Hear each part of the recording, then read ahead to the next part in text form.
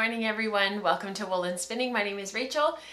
I can be found pretty much everywhere as Wellford Pearls, and it is a pleasure to have you all here. I am feeling very out of practice with podcasting and doing the live stream. This is episode like 278 or something like that. I think we're right up there. It's like episode 2. Let me check. Yeah, 278. So you'd think that I would have this all well in hand by now, but no. Every time I still feel like it's my first time. And I think part of what when there's months where there's 5 weeks and there's 5 Tuesdays and we end up with 3 weeks between the live stream, it just throws me right off. And I think it's just because you get into a rhythm and you get into a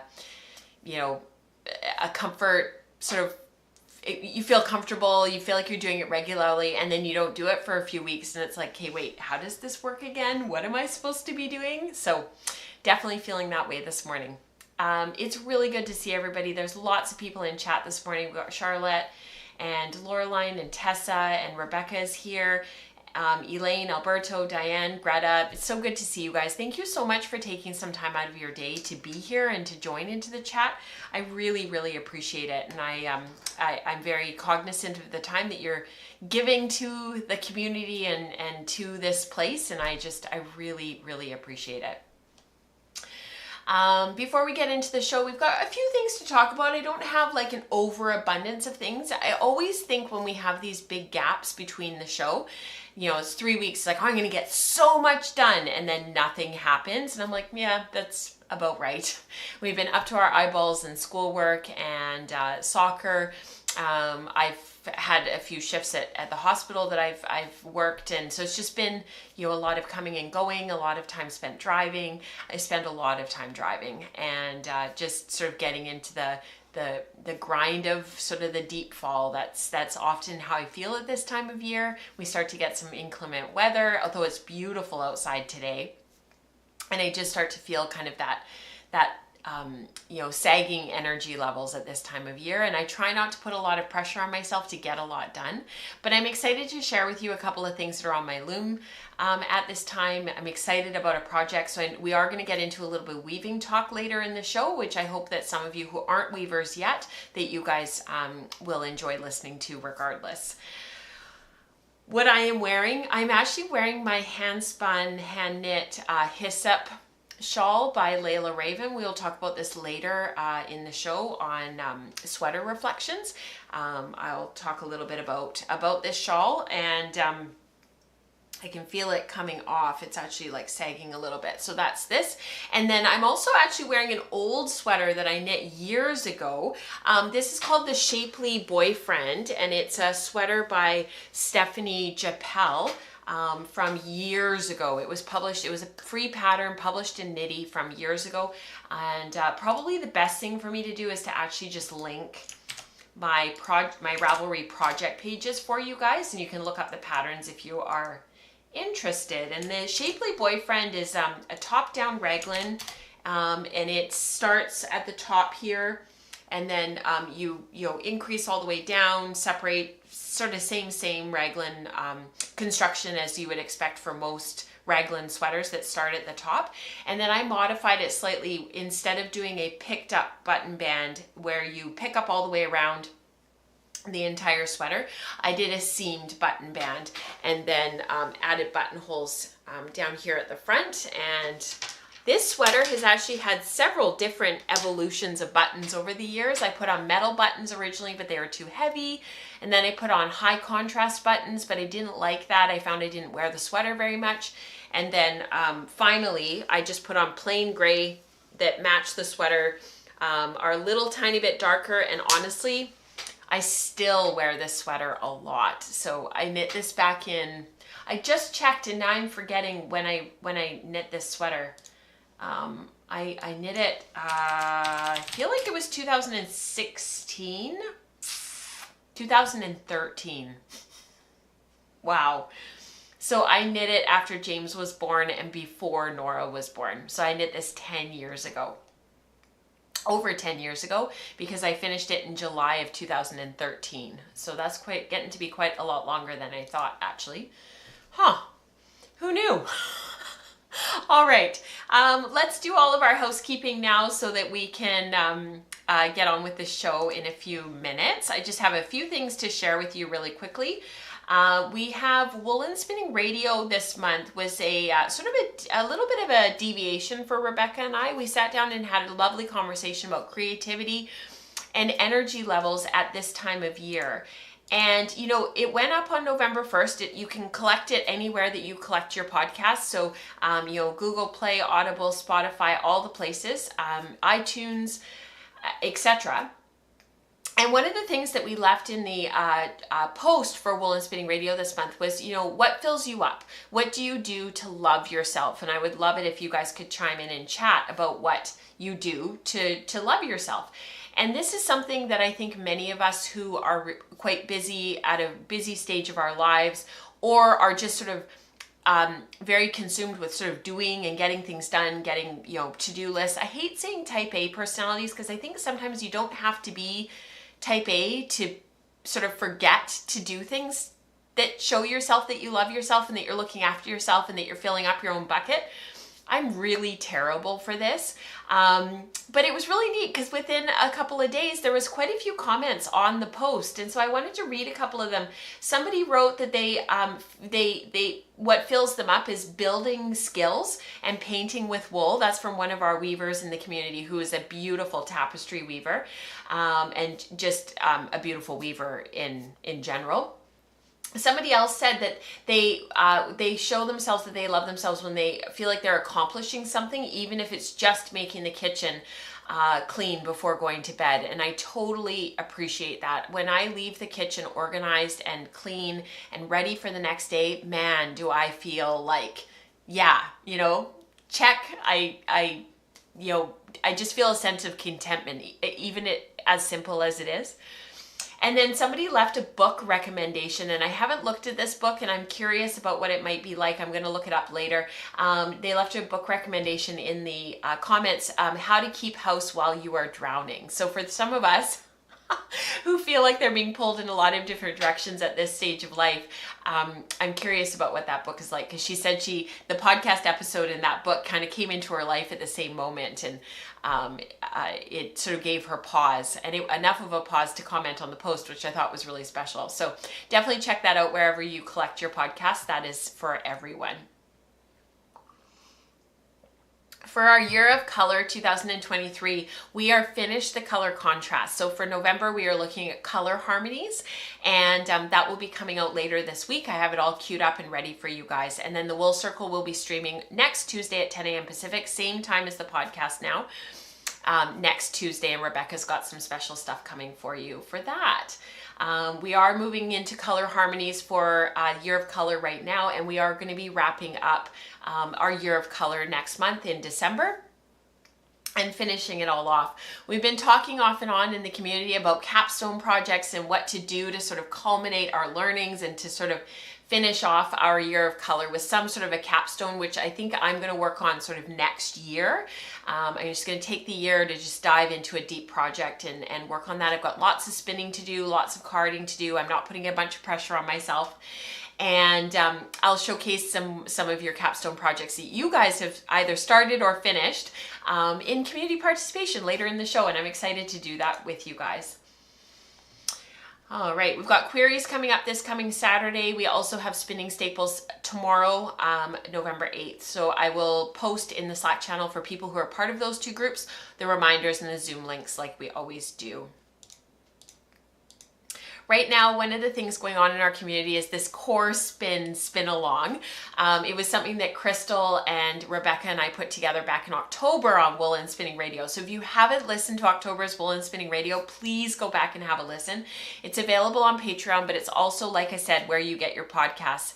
And it's been really fun watching what people have been learning. We've got a whole section in community participation of what people have been doing, which is really, really cool.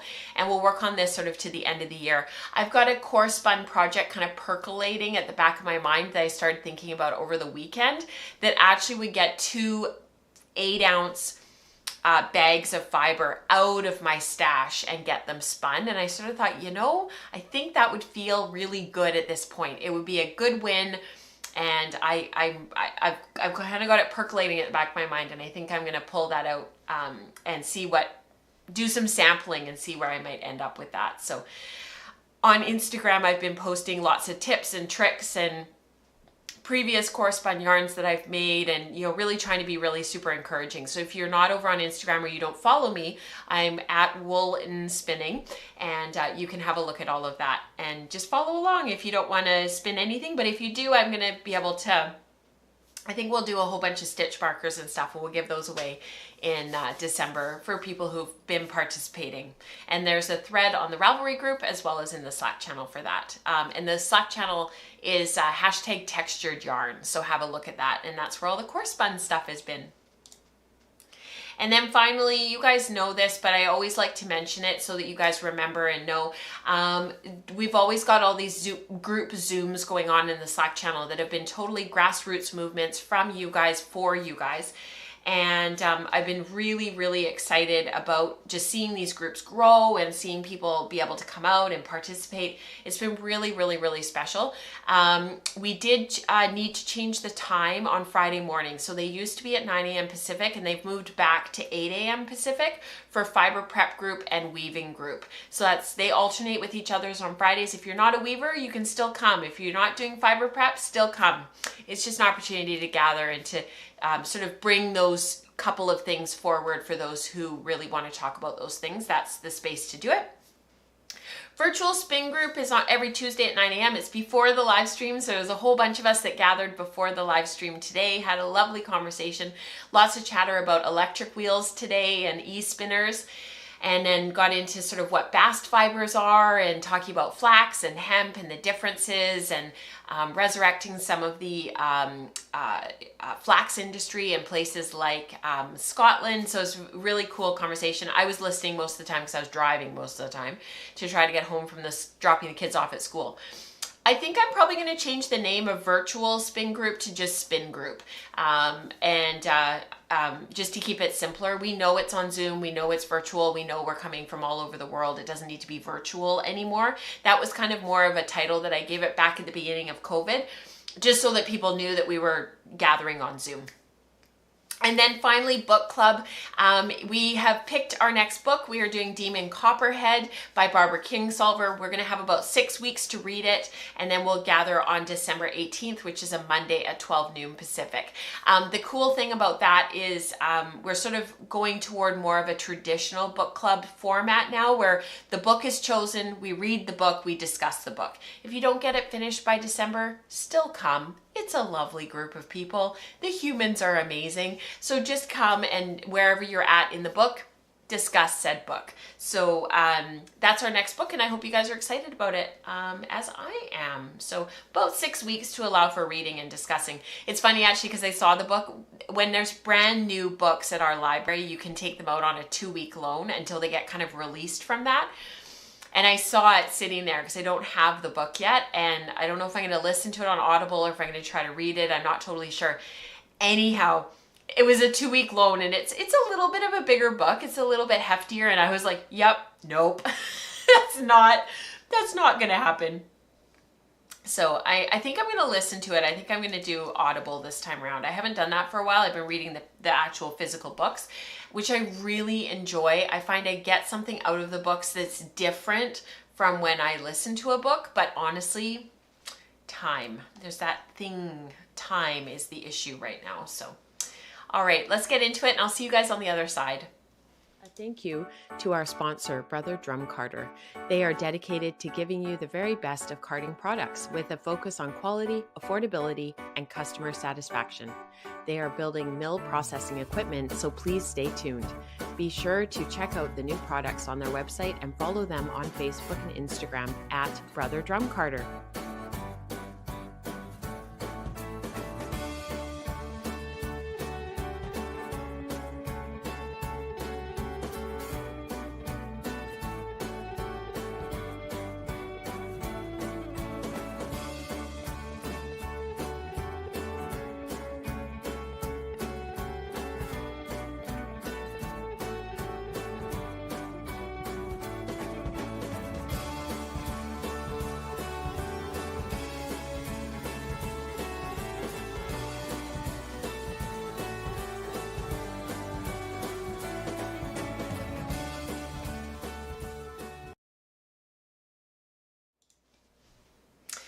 So, let's start off with sweater reflections. I want to talk a little bit about this just before we move on. Sweater reflections is kind of a fun thing that came up a little while ago, and let's do that first, and then we'll get into some of the projects I've been working on.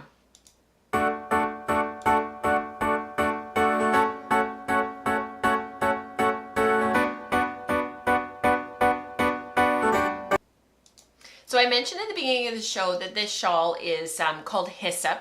It's a pattern that was designed by Layla Raven, and it was in a book that she put together of a whole bunch of different triangular shawls.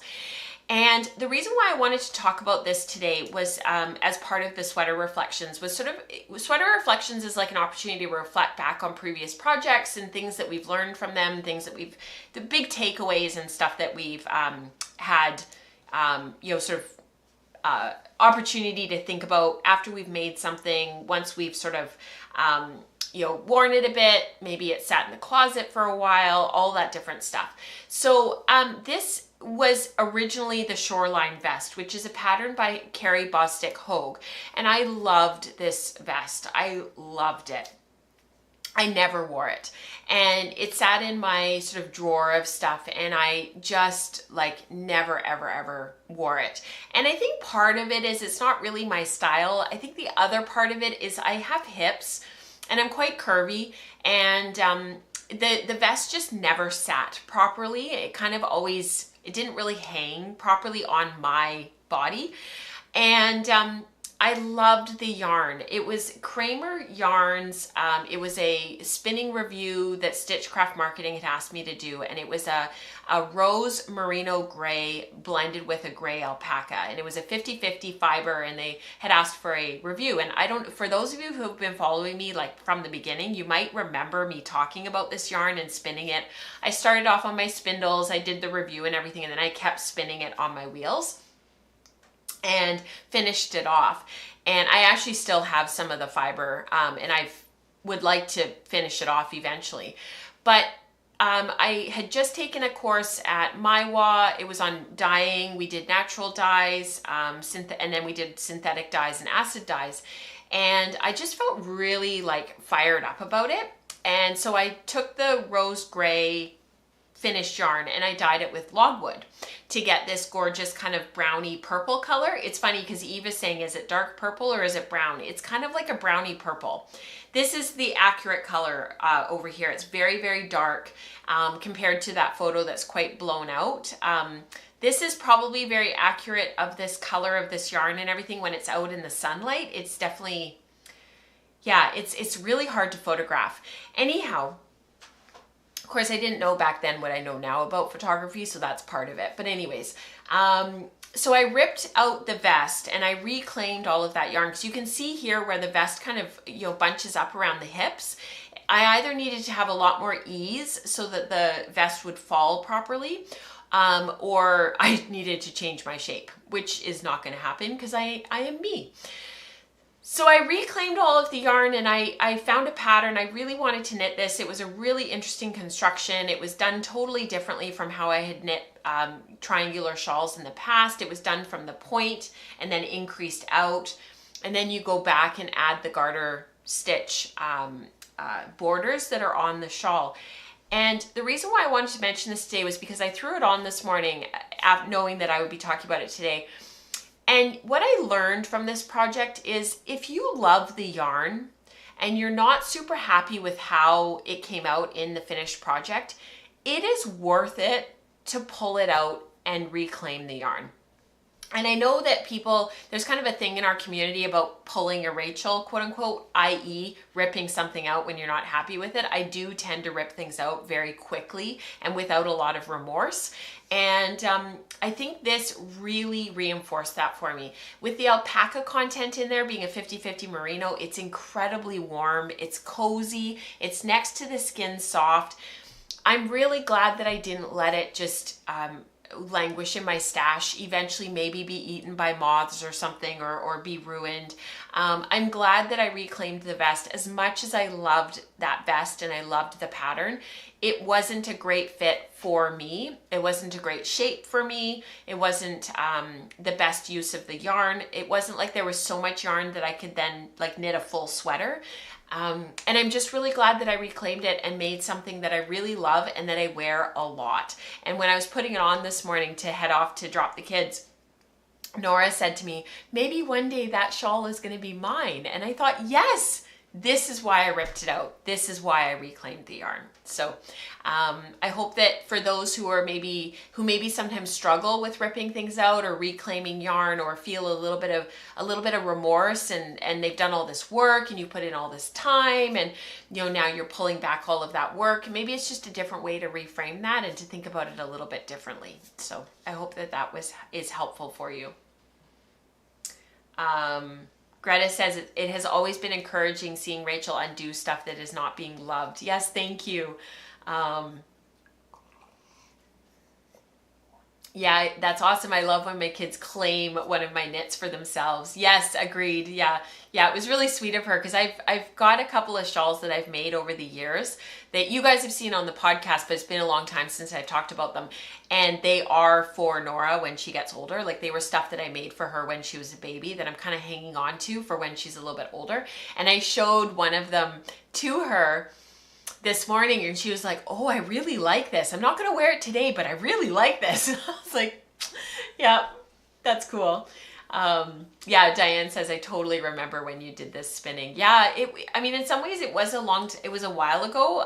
The yarn was spun in 2016. So it was right as the podcast was getting up and going. And then I knit this in 2000 and, I think it was 2017 when I was looking this morning at the different dates.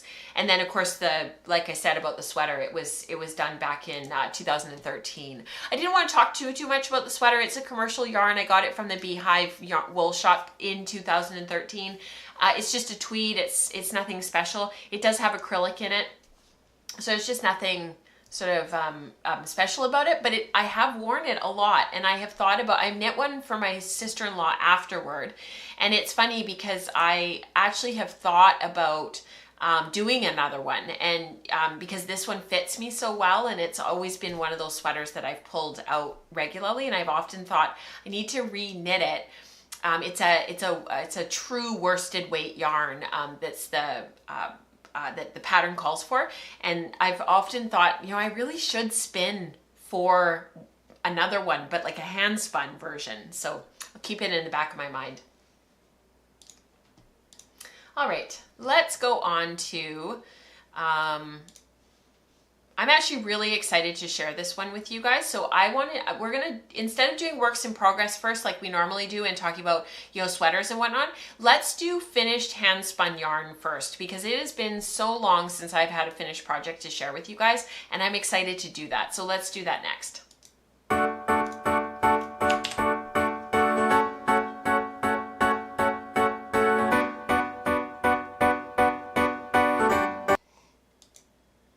Sorry about that with the screen and having to adjust it. It wasn't sitting properly on OBS, which is really strange, because usually stuff is, I've got it all sorted. So for those who missed a couple of shows, more than a couple of shows, I think it was early October maybe, or maybe the second show in October. I'll go back after the live stream and I'll look, and I'll put the link in the show notes for you guys. And the show notes are available. I'll post it in the live chat right now so that you guys have an opportunity to go to the notes if you're looking for stuff after you're watching this later. I bought this fiber from at Knit City. Let me just find the photo that I'm looking for. So this was from Bramble Ridge Hand Dyed Yarns. She's located out in Mission, which is about an hour and a half-ish from where I live. And Megan, I'm going to call her Megan. I'm positive her name is Megan. I'm like 99.9% positive. Megan just had the most beautiful colors at Knit City this time around. And I normally don't buy hand-painted braids because I've just got a stash full of them. But I saw this, it's called Tidepool, and I just loved it. And I remember talking about it on the show with you guys. And what I ended up doing was I divided it into 4, and I did talk about this on the show, but I just, for those who didn't see it or maybe tuning in for the first time, I wanted to share this with you. Basically, what I did was I stripped the braid down into 4, and then from there, each strip of fiber I placed on my hand card, and then I dizzed off that big long strip of fiber. And I did that 4 times. That's not true. I did it twice. I only divided it into 2 lengthwise pieces. And then I basically pulled the equivalent of hand pulled roving off of it, or hand combed, because I didn't comb it, but it was a combed prep, but I threw it on the carder. So I don't know what you guys would call it, but I pulled just a really beautiful prep off of the hand card. And yes, it took a little bit of time. It was actually really quite fast in hindsight. But what I ended up with is this so this is what I started with. Come on. So this is what I started with. This was the fiber prior to pulling it off of the hand cards or doing anything with it. And then after pulling it out through the diz, I used the smallest circumference diz that I had, and I very gently, Kim McKenna goes through all of the techniques of how to do this and whatnot on a spin-off article. There was a spin-off video. She also goes over it on the School of Sweet Georgia. And the previous, back in October when I talked about this and when I talked about doing this, I linked to all of that. So I'll update the post after the podcast and share all of that with you guys. And what resulted afterwards was this absolutely beautiful fiber. You know, I don't know what else to call it. It's not really a sliver. It's not really hand pulled roving, because it's originally a comb top braid. But what it did was it added a lot of air to the fiber. It thinned it out. It's almost like pre-attenuating or pre-drafting, but like next level. And so I wouldn't have been able to, if I was just pre-drafting, there's no way I would have been able to get this even of a prep, or the color, as the colors sort of transition from the sort of the blue to the sort of browny, greeny kind of color through to the orange, it just ended up, by doing it this way, it just ended up being just like a watercolor. It was just so beautifully blended all the way through, even though I ended up with really long repeats of color, because you're pre-attenuating the fiber so into such long strips, and it was all one length. So I had 2 massively long lengths of fiber. What resulted was an incredibly fast and easy prep to spin. It was literally like sit down at the wheel and start spinning. And the finished fiber, after I pulled it through, even though I'd only divided the braid in half, the finished fiber was about the width of my thumb in terms of like this prep here. It was very, very manageable. I didn't have to worry about spinning across the top or dealing with, you know, runaway fibers or spinning down the side of something. It was just so manageable, which made it really, really fast. Oh, wonderful, Greta. So she said, we just filmed Kim for the School of Sweet Georgia for a class releasing in the spring of 2024 with this technique, along with a few more. So that's wonderful. Yeah, I guess that's probably what you would call it, Eve. Dizzed top, like that. What else would you call it? Yeah. Sam says, I love pulling it through the cards. Yes, absolutely. And yeah, the prep is definitely worsted. It's not a woolen prep, and it was from a comb top bat. So even though you're using the hand card to diz off of, you're not messing up the fibers or creating any sort of misalignment or anything like that. It stays aligned, and it's still aligned afterwards. That's really helpful, Rebecca. Thank you. So I loaded it onto my distaff, because honestly I wasn't sure how else to cope with all of that fiber, and I just very loosely wound it onto the distaff so that it maintained all of that air that I had put in and kept the prep really super light, kept it organized, kept it from, you know, getting into anything. And then, honest to goodness, I just started spinning. I spun it in my default way, treadling about 5 times. So treadle sort of I do continuous backwards. So it's like draft, pull back, draft, draft, draft, and on. And it's about 5 treadles by the time I wind on through the orifice. and I just defaulted it on my Measurecraft on my Susie, and what resulted was perfect. I'm so happy with how this turned out. So here's the yarn here. So let me give you the yarn statistics because it's so much fun to give you numbers. What ended up resulting was a yardage of 620 yards post-washing, and 125 grams of fiber, which gave me a grist of 2,251, but it's basically 2,200 yards per pound. I'm not sure what the metric conversion would be. I'm always torn. Should I do stuff in metric? Should I do it in imperial? Should I do both? I kind of, in Canada, we kind of go back and forth between the two because Canada never fully changed over to metric because the States never changed over. They said they were going to and then they didn't. So Canada's kind of caught in between, Europe being metric and the US being imperial, and that's why it's so confusing. So anyways, 620 yards, 125 grams. 2,200 yards per pound, and the wraps per inch after washing, it's 100% BFL. This isn't a blend, it's just BFL.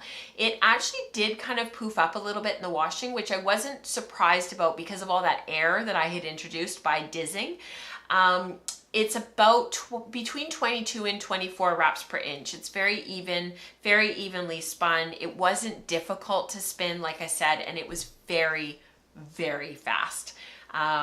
So what I'm going to use this for, what I'm hoping and kind of percolating in the back of my mind, because it's so finely spun, I'd actually really like to incorporate it into the yoke of a sweater. I've also thought about a fine gauge toque because I'd have to use quite small needles and knit very fine. And then I've also thought about throwing it into a weft supplement pattern, so a supplementary weft structure in weaving, and using this as the pattern yarn. So you've got your ground, your warp, you've got your weft, and then you've got another yarn traveling over top making a pattern. We'll talk about that later in the show. And I've actually thought about maybe using it for that because it would just be beautiful to see those colors traveling through. I did have a little bit of a mishap. I couldn't believe that I had done this, but I actually dizzed. So I tried to keep track of which end. When I split the two halves of the braid, I needed to also start dizzing them from the same end and then start spinning them from the same end. And I think in my effort to keep everything really, really super straightforward and keep everything from the same, I actually reversed one of them somehow, some way. So I ended up rewinding the singles. Instead of on both, I only rewound one so that I was going from the correct end. And it's still, the colors didn't match up perfectly. There are areas in the skein where the colors don't match up. So I'll be curious to see when I go to use this yarn, how well that striping turns out, like sort of those transitions from the orange to the blue, back to the orange, and so on. I am very, very curious. So I only dizzed it once. Rebecca's asking, you're saying you dizzed it twice, or did you diz the two halves? So I dizzed it once each half. So each half was dizzed once. And I just did a very, very, very, very fine, very small hole. I used the very, very smallest one that I could in my weaving from my dizzes so that I could diz it through the smallest hole to get the finest prep that I possibly could. So again, this is called Tidepool, this hand painted braid, and it's from Bramble Ridge. So Rebecca says, I know that you won't do this, but I'd want to crank up the ply and cable it. You know, it's so funny. I actually thought about it. I thought about cabling it. The problem is that the orange and the blue being complements, I think it would actually make just a big, it would make it really muddy. I thought about it, but I think if I was gonna do a cable with this particular yarn, I would have managed my color a little bit differently from the beginning, because my concern is that the blue would end up cabled on top of the orange, and it would look okay. It would look beautiful up close, but I think from the distance you're getting, like, you would be getting into optical mixing territory, and it would just make it really really muddy. Because yes, I did think about that. Yeah. Diane says, when I split braids, I always put a loose knot in the tail end of the fiber length so I won't get confused later after I assure myself that I won't. That's a great idea. Yeah, that's a really good idea. All right, enough about finished yarn. On to the next. I'm looking forward to getting another project onto my wheel. I've got a couple of projects that I am in the process of spinning right now, but they've kind of ended up falling by the wayside because I need to do a whole bunch more carding. And I always find like that mental block, and I've got that Dorset that I'm trying to comb, and it's just felt a little bit too overwhelming lately. And I needed a good win. And so I'm glad to have this finished quite quickly. So really happy with that. All right, let's talk about some K-nitting.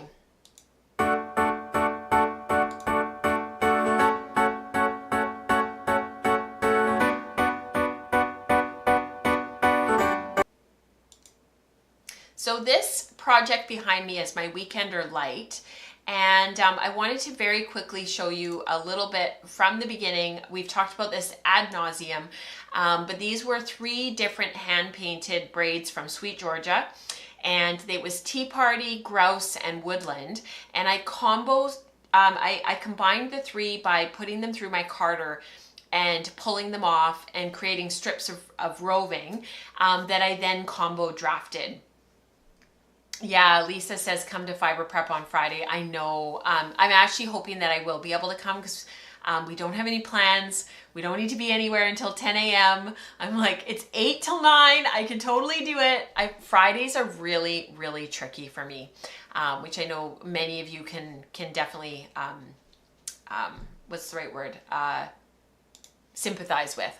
So what I did was with these 16 nests of fiber that came out, and you can see what they look like carded off at the end there. What I did was I just spun them all end to end, and then I had 3 very, very full bobbins of very, very fine yarn. And this is the second of the 3 skeins that I spun. And so the sweater thus far has taken about 1.5 of these massive skeins of yarn. So it's quite a lot of fiber, actually, quite a lot of yarn.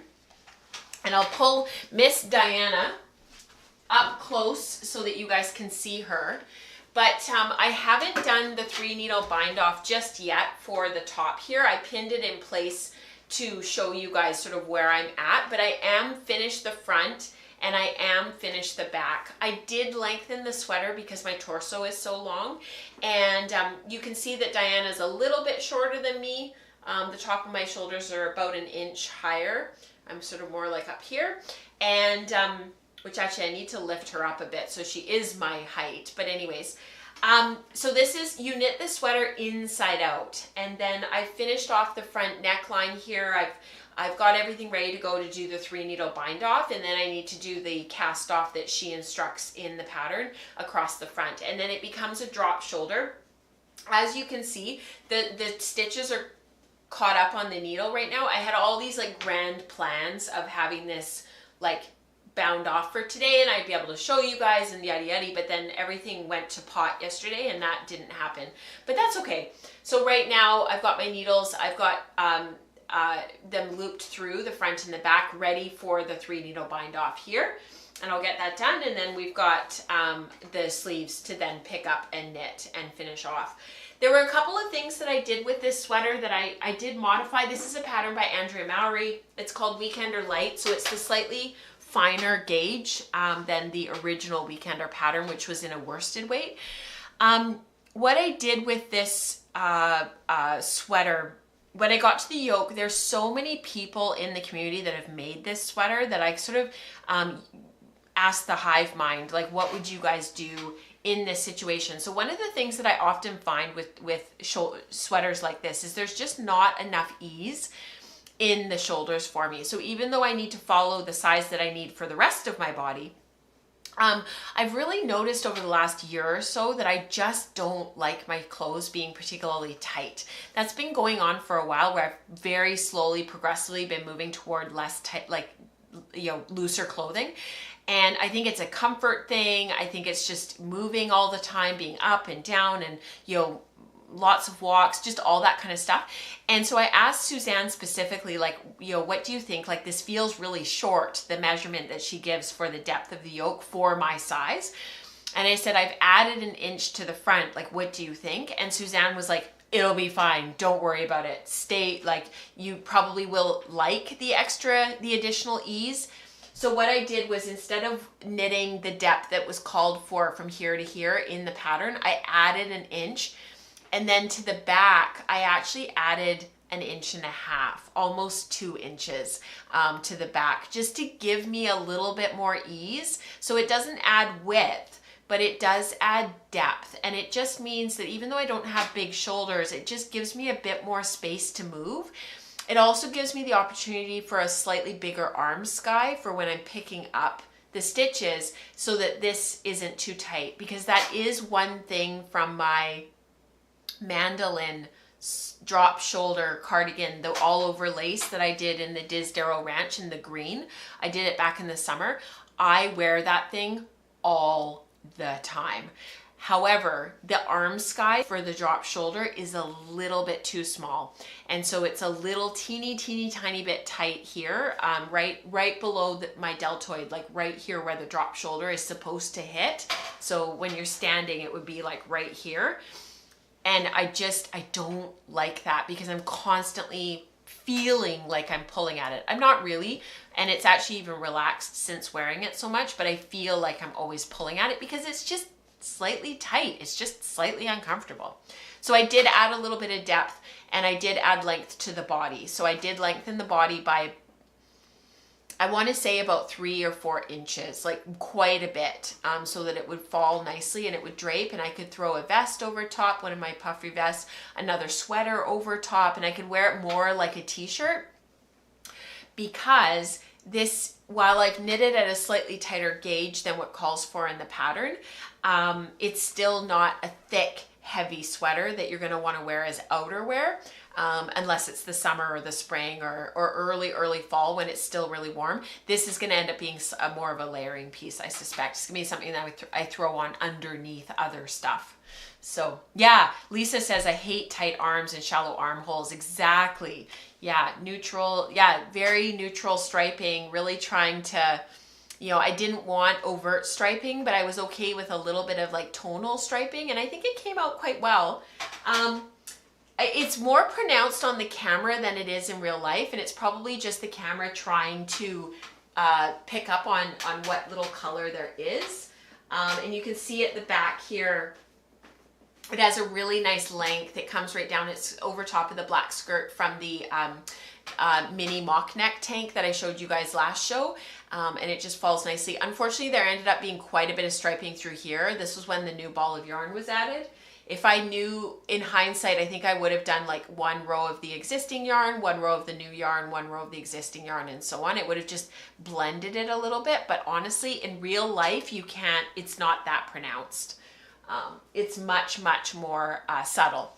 So yeah, really happy with how this came out, and happy with where I'm at so far. I just haven't had a lot of time to work on it. And I know many of you, like, you guys get it. So I wear my weekender so much, says Lisa.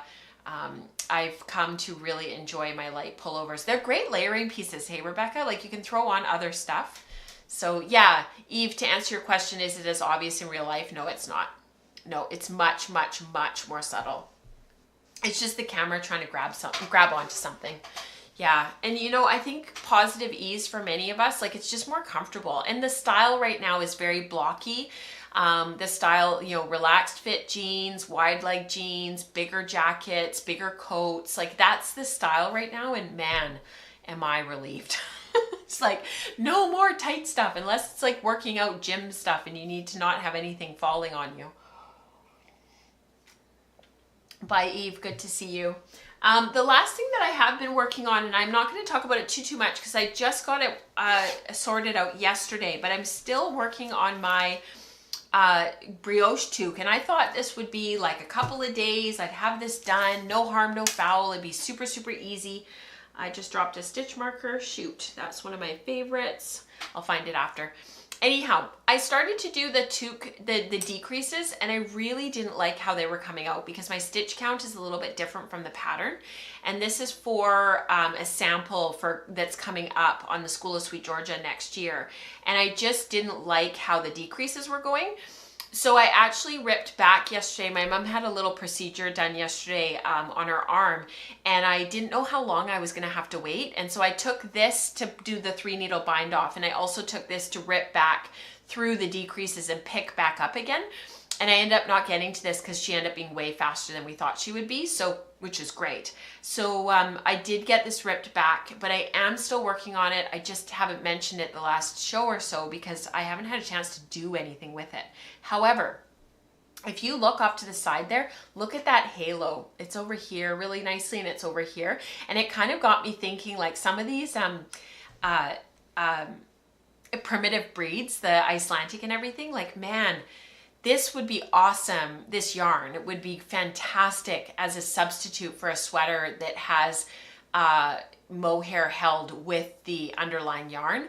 And it kind of made me wish that I had more, because if I had enough, this would be an awesome base yarn to then hold with other yarn for like the Love Note, the pullover, where you're holding multiple yarns anyways to get gauge, to get a thick enough fabric, and like stash busting. But I just thought, man, like these Icelandic yarns, there's Romney in here.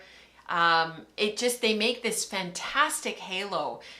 So if you don't want to spend the money on kid silk mohair, on kid silk yarns, kid mohair silk yarns, think about diving into your stash and finding some of these primitive breeds, because man, they are fluffy. They've got this great halo. They're warm. I tried this on yesterday at the coffee shop where I was waiting, and I put it on like this, and I just had it like to make sure that this was deep enough, and it's really, really warm. And I really, really like it. So I thought, oh, you know, it's just perfect. So I am working on the decreases. I just have to rework them. So I'll keep you guys posted on that, and hopefully that'll be done next time when I chat with you next time round. All right, let me fix my hair. Let's talk next about weaving, because honestly, I'm just over the moon with how this is going and how it's turning out, and I'm excited to share this with you. So without further ado, let's talk a little bit about weaving.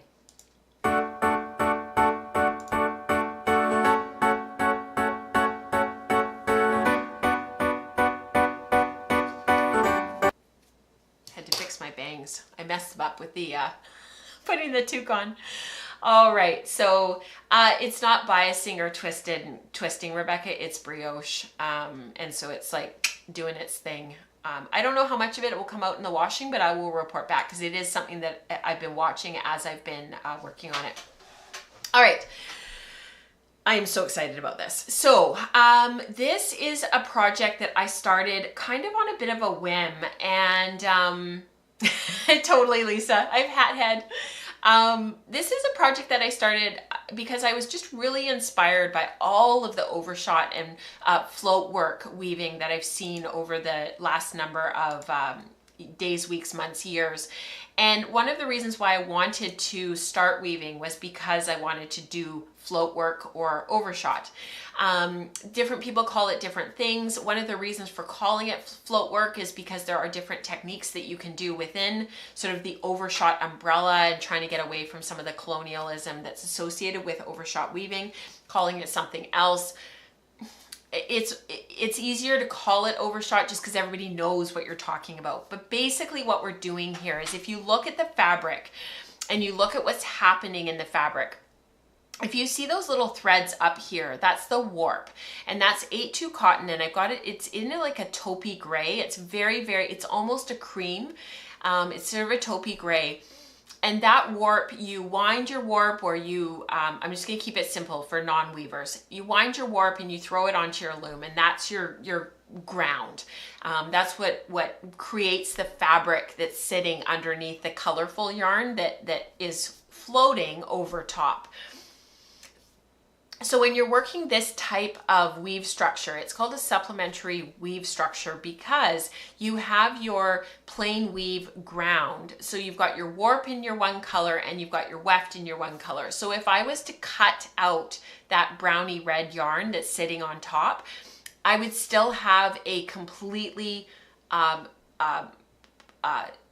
beautiful, I would have a structurally intact, fully like an functional fabric underneath. Does that make sense?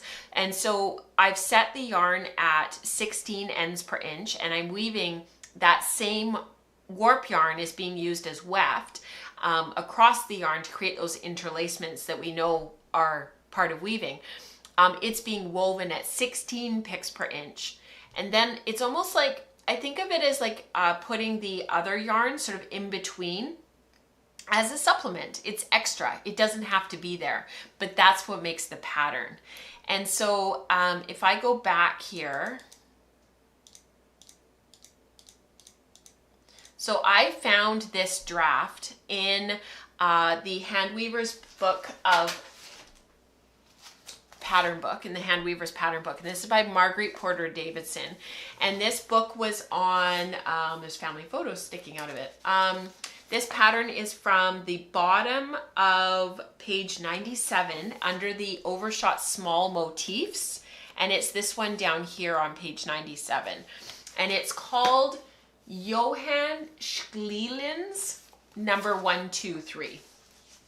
So if you're looking for it, it's called Johann Schlielen. I don't know if I'm saying that properly, but it's fun to say regardless. Structurally sound. Thank you, Diane. I was mincing my words there. So I took this and I stuck it into Fiberworks because I had to do a bunch of math to figure out what the repeat was and how many threads were in the repeat at the top. So that's 2 repeats up there at the top. And then I wanted to look at the different treadling patterns that they gave in the book, and then if I could come up with any of my own variations. So down the side there on the far right, there's mistakes in what I've written there on from Fiberworks. It's supposed to be 2 picks when you're building back up. It's supposed to be 2 picks, and then the deep V that looks like a flying geese, that's 1 pick each, but the other one that's sort of thicker, it's supposed to be 2 2 2 3 2 2 2, but I messed up, so that's not accurate. So if you're taking a photo of this or you're going to use this yourself, just note that I made mistakes in Fiberworks when I did this, that it's not right. But overall, that's the general pattern that you get, and what I got as a result was this. So that treadling that pattern with this yarn that I had in my stash, that was from a yarn club, like for a superwash merino nylon sock yarn from years ago. My dad was still alive. I'm not even sure I was even doing the podcast yet. Like, I think this might have been pre-podcast yarn, which I think of my crafting life as like post-podcast and pre-podcast. And it's been in my stash for absolutely forever because I was, quote, saving it for something special. This goes back to what we were talking about earlier in the show. Anyhow, I just was in love with it. And so the stole is about 14 inches wide on the loom. So it'll shrink down. I'll lose about 10% probably. This was the first stole that I started working on. So here's another photo of it up close, which we started off with. And this is a better photo. I think that other one is slightly out of focus. And then, spoiler. So then I took one of the other treadling patterns that they gave in the book, where it's 4 3 2 1 1 4 4 4 4 1 1 2 3 4. And you can see how it repeats from there. And you can see those little diamonds in there where it repeats. And then you're weaving circles. And everything in Overshot and everything in all these twill derivatives, sort of, twill-based patterns where you're dealing with 1, 2, 2, 3, 3, 4, and 4, 1. They all should be on the diagonal. They should all be on the 45-degree angle. So the way to sort of see if your circles are correct is whether or not those beautiful diamonds there are at a 45-degree angle. And I just love how this is turning out. So you guys might remember Here's an even better photo. I know it's really subtle on the loom and it's a little bit hard to see, but I love that subtlety. This yarn is from Knit City a year and a bit ago, and this is Tofino. Is it Tofino Knit Co? Maybe somebody can help me out if they know this yarn company. I bought this yarn because I saw it hanging there. I never do this. I saw it hanging there. I loved it and I bought it, and I never do stuff like that. But the yarn just called to me, and I wanted to do a brioche style shawl that was going to have some other stashed yarn that was a Malabrigo. It was a chocolate brown, and I was going to do the 2 yarns for this brioche shawl. I got totally like bogged down with it almost immediately. It just wasn't my thing. This is my thing when it comes to shawls. That wasn't my thing back, you know, and I still to this day, I will never finish that shawl. So I ripped it out, reclaimed the yarn. There's a theme here today. I should call the show today Rip and Reclaim. That seems to be a theme. Anyhow, I used it. I finished the first shawl. I wove it to about 75 inches long and then I started the second one. The warp is 2 stoles long, and this is the circles, and I am loving this. I love the first one, and I love this one as well. And it's just ended up giving me all of these springboard ideas of like what else I can do. And now I'm fully regretting only throwing enough on the loom for 2 shawls, because I didn't want to get too bogged down. I didn't want to have like 5 shawls on the loom and feel like, oh my goodness, like this is just too much. There's too much going on. I can't do this. And you know, I sometimes just feel really overwhelmed with the sheer number of projects once something goes on the loom, because it takes time to weave them off. It just does. And now I'm fully regretting that. I was trying to be so kind to myself and like really listen to my heart and like make sure that I, you know, didn't do too much and that I didn't put on the really, you know, pressure cooker type warp. And now I'm like, why did I do that? What was I thinking?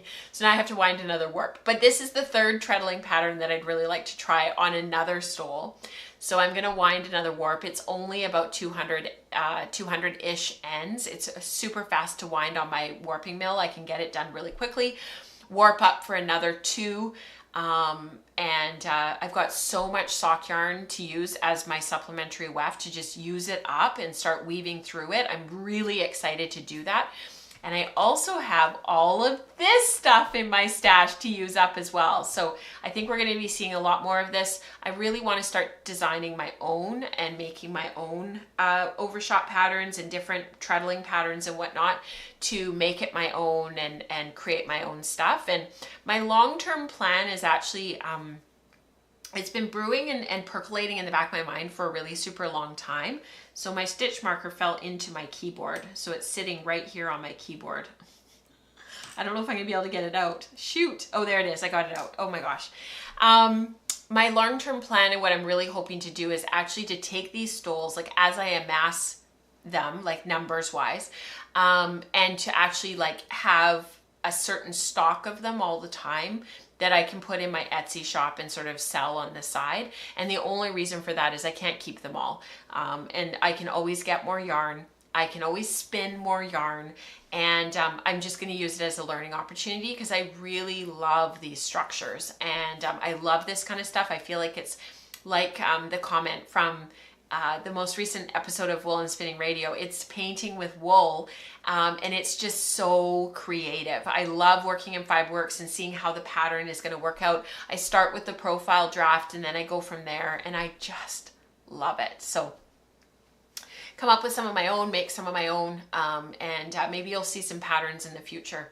So yeah, next time warp up 3 shawls. I wish I had warped up 4. The first 3 to follow the pattern, and then the 4th one to do my own thing, to come up with my own treadling pattern.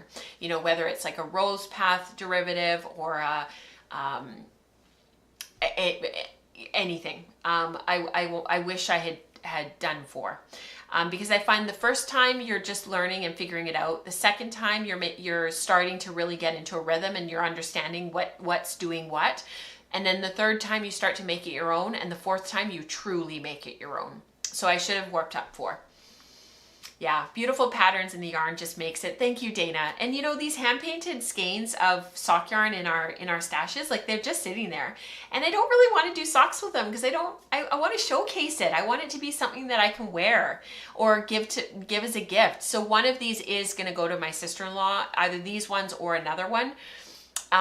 She's turning 40 next year in February. That's why I put these on the loom in the first place. And one of them will go to her. So whether it's one of these 2 or one of the future ones that I make. I did the warp and weft are both 8/2 cotton, and I set it at 16 ends per inch. My initial plan was to set it at 18 ends per inch, but it was too sturdy. The fabric was too sturdy. It wasn't drapey enough. So I opened it up to 16 ends per inch. And yes, I am adding fringe. Great question, Dana. I've got 5 inches allowed for fringe on either end of all of these stoles. And so what I did was I added 10%. So there's 6 inches at each end to allow for shrinkage. And then I'll just clean them up after I wash them and stuff. I'll clean them up at the end by just running my rotary cutter across them so that they're nice and crisp. Because I don't think I'm going to twist them. I've seen a lot of these types of shawls on Instagram and stuff. If you search the hashtag Overshot shawl, Overshot stole, or Overshot wrap, these kind of things come up again and again and again. And a lot of people just leave the fringe as is. They don't twist it. So yeah, I'll report back. Thank you for listening. All right, let's get into community participation.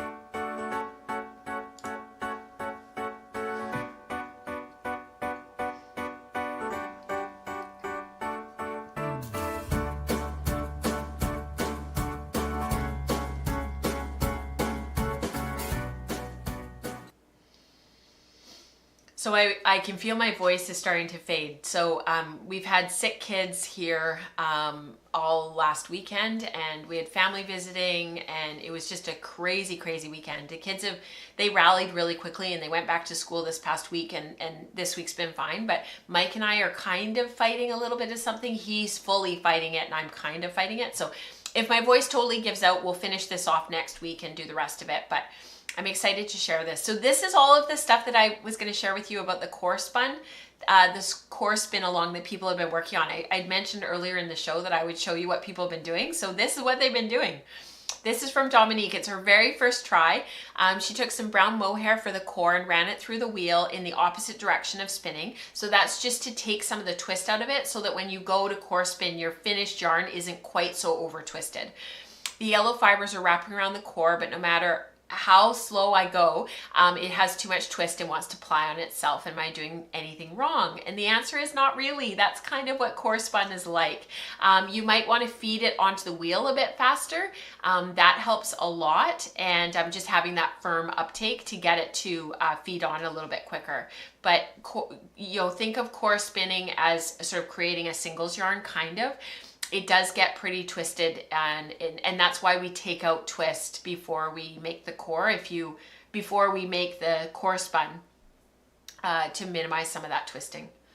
But yeah, once you wash and finish it, Dominique, you'll be surprised at how much that twist will dissipate in the water. This is from Mary Jo. I love this picture. I did this little bit of core spinning inspired by an article in the winter of 2022, ply in August. And in looking at the picture, I think I need to add a witch's hat and a broom to match my expression on my face. But this was a fun exercise of making yarn that is far from my default. It was hard for me in the way that it is hard to do something new. I love that. I am sure with practice it will come easier. Absolutely, Mary Jo, and you look awesome. What a great, great project. This is from Eveline. This morning's project, core spin along, all the fibers are feltable apart from the silver Angelina. I'm not sure yet whether to soak or steam it. So I think most of us had encouraged her to soak it, just like put it in the water, dissipate some of that twist and hang it, but I'm not sure what she ended up doing. This is about an hour's work. It is so slow going when you're learning. Yes, yes it is. But it looks great, Eveline. Well done. This is from Eliane. For the very first time ever, I core spun and made art yarn today. Woohoo! She loved it very much indeed, overplied, but after soaking the finished yarn for about 20 minutes in hot water and let it dry, the skein only turns twice on itself, and I'm so happy with it. And actually it sparked a whole conversation in the Slack channel about when to weight your skeins and when not to, and the general consensus was that you don't need to weight them at all. But yeah, very cool. Such a great effort there, Eliane. Beautiful yarn. This is from Barb, my first attempt at core spun yarn. Well done. So cool seeing what people are making. Now from our fiber prep group, we've got ongoing fiber preparation happening in the group all the time now, which is exactly what I was hoping for. So well done. And this comes from Megan. She's sitting on the lawn while flicking locks. A nice soothing activity that my body needs today. It's been very busy for her as well. It's beautiful. And look at that box on the bottom corner there. Looks amazing. Year of color. I have some capstone projects to share with you. So I mentioned earlier in the show that I had some capstones to share with you, and please show these two lots and lots of love, because man alive, they are fantastic. This is the first one from Megan. It's her capstone for our year of color, and it's spinning. She's been spinning this color wheel for about a year now. She took the pick, she spun it. She's got about 4 more 100-gram bumps to spin, and you can see them in the photo there. There's the orange yellow, the yellow green. She's got some turquoise left to do, because since this photo was taken, she's done more spinning. The wheel totals about 9,000 yards of fingering weight 2-ply for color work. Boof. This doesn't count, but about 2,000 yards of neutrals that she also has spun in the middle, and now she has a palette to knit several colorwork sweaters. Here are the yarns for her first one, and it is her first cast on. It is the Eiling by Marie Wallen. Amazing. So that's a total of 11,000 yards of yarn. Like, that's what entire teams spin for Spinzilla. When we used to have Spinzilla, entire teams would spin 11,000 yards. It's amazing. All the sweaters, so amazing. Epic, yes, right? Amazing. This one is from Alberto. I'm so pleased to share this as well. He was talking about this a little bit this morning in Spin Group. For his capstone, he actually organized a workshop. Amazing. It was a 2-hour workshop. He said it went really, really well. They had tons of color samples. Because it was a smaller group, they were able to kind of, pivot as needed during the class. He was able to, answer questions. They could kind of go down some rabbit holes. They did lots of carding. It just sounded like an awesome, awesome opportunity. He said everybody went away just feeling really inspired and wanting another one and a follow-up. And he didn't include any class participants because he hadn't asked for their okay, but also it wasn't the focus. The focus was his capstone. So well done, Alberto. I am so impressed, and thank you for being a part of this community, because you make it richer for being here. Yeah. Alberto says about Megan's yardage.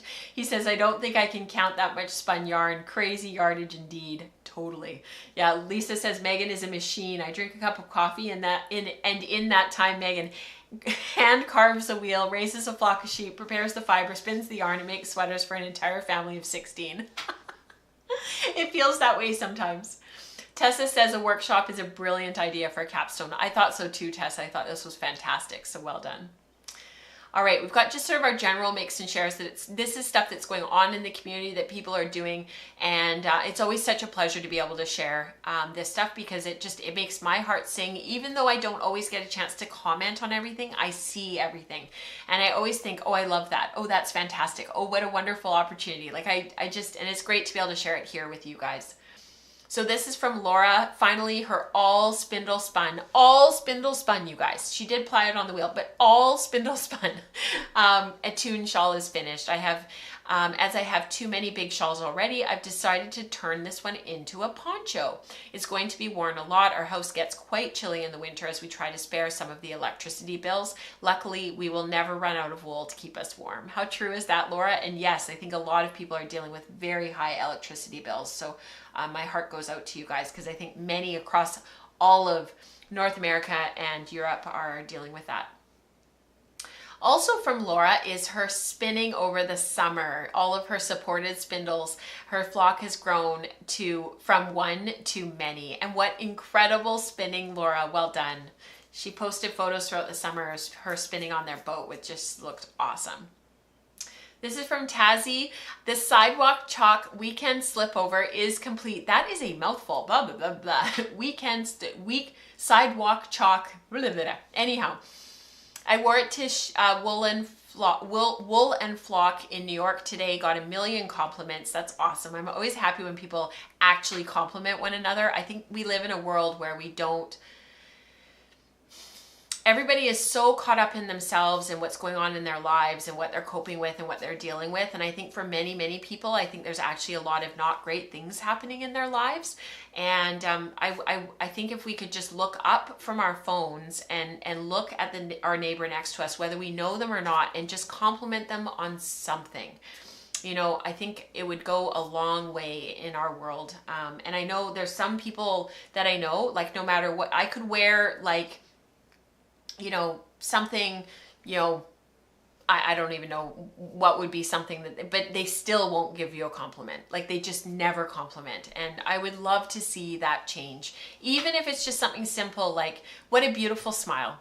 You can say that genuinely, you know, when you see someone smile. You know, it goes a long way. Kindness goes a long way.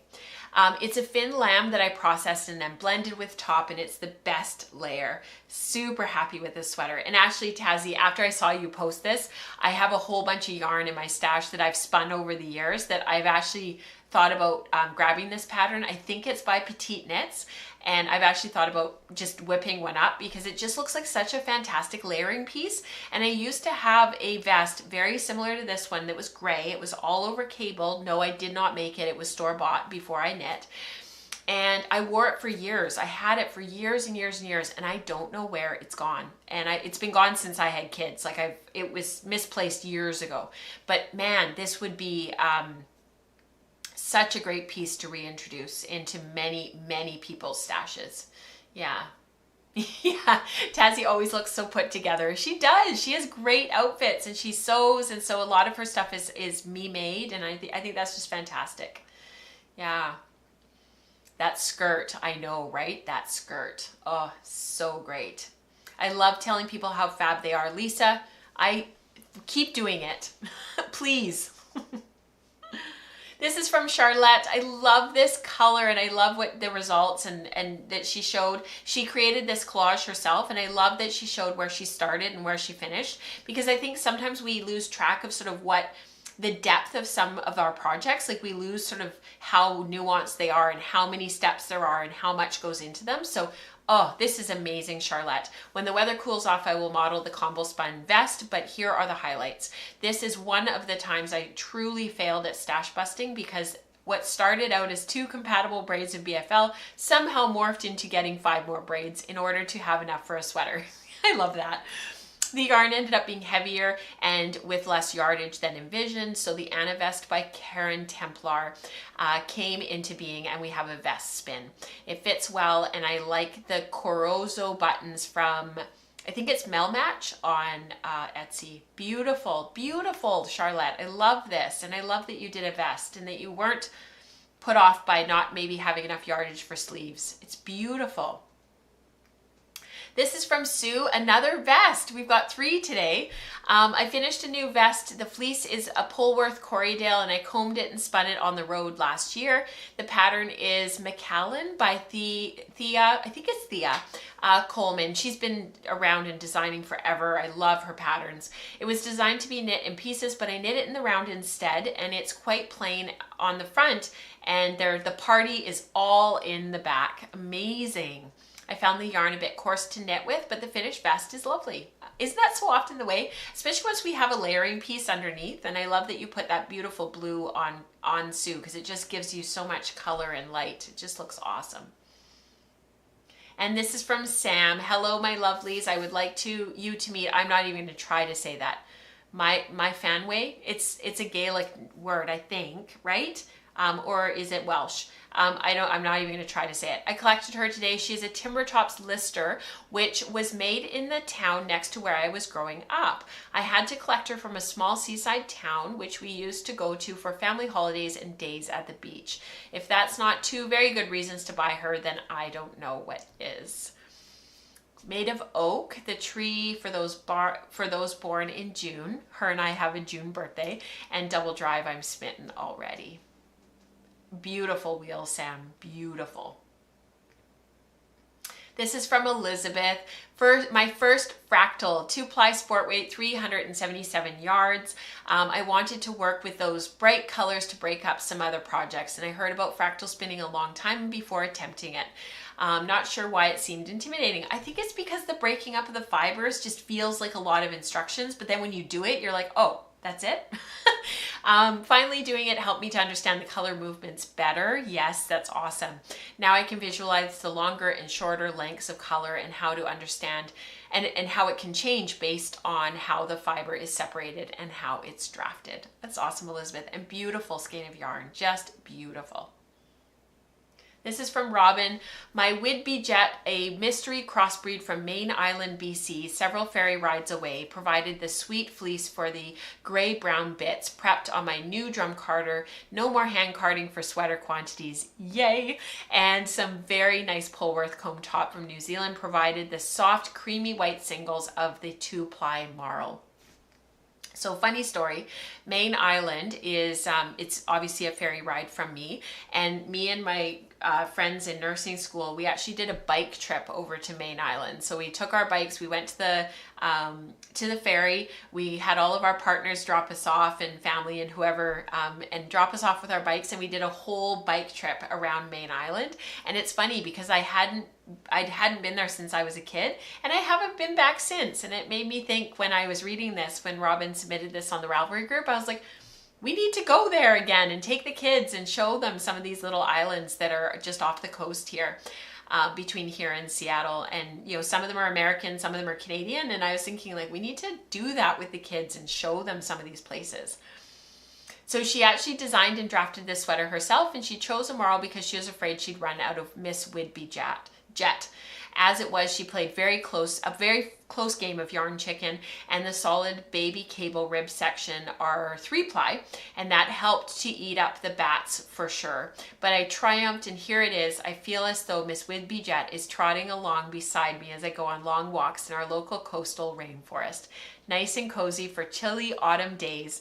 That's a Bear Discourager walking stick in my hands. That a good friend made for me. She's holding it down below at the bottom. Thank you so much, you guys, for sharing all you do and for sharing what you do, for talking, for supporting one another, and for sharing your projects and reflecting on them. I find it really helpful. I learn so much from you guys, and I just really appreciate it. We've got the Wool Circle coming up next week at the same time, 10 a.m. Pacific on Tuesday, November 14th. For those who are part of the Wool Circle on Patreon. And then we're back here with the live stream the following Tuesday, the 21st, with a regular stream. So we're just trucking through November so quickly. November and December, I always find, go like this. And then we get to January and I'm like, what happened? Like, how did we get here so quickly? It's crazy. Anyhow, I hope you guys have a wonderful week. I won't see you personally, but I will be in the chat next Tuesday.